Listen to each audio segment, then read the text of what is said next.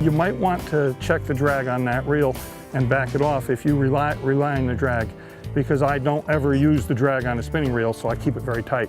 And I back reel to allow fish to run. And if you rely on the drag, you're probably going to want to do it, or you're going to end up breaking off a good fish today.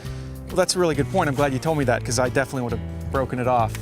But that seems like it would take a lot of discipline and skill to fish that way. I don't think it takes any extra skill. It's just it's a different mindset to do it. I find it very easy to do. All you do is, obviously you have the anti-reverse turned off, or you turn it off as soon as you set the hook.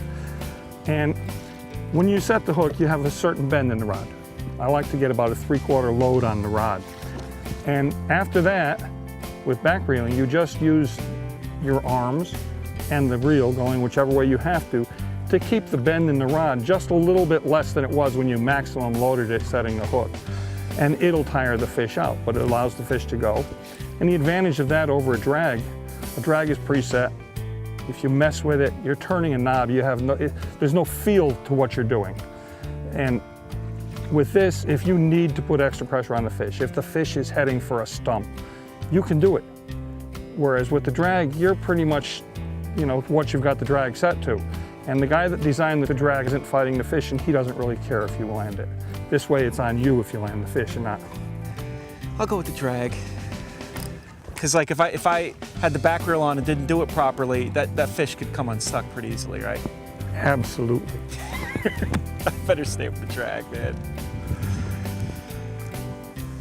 When we get to this buoy out here, you'll know where to cast. The abutment is this side of it, and most of it's on the north side of the abutment, so it's not as random. We have a target. Bass fishermen like to have targets to cast at. That's why we always fish the bank. Okay, we're almost in the same spot.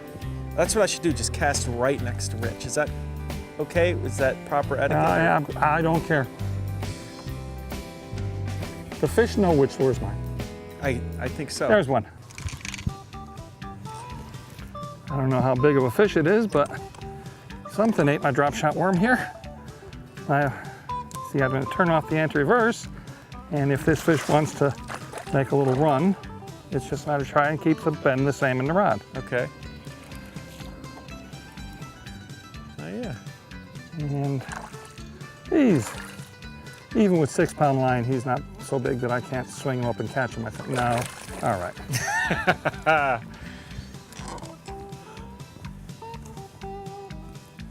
That's a lean and mean bass. Yeah, that's a skinny little guy.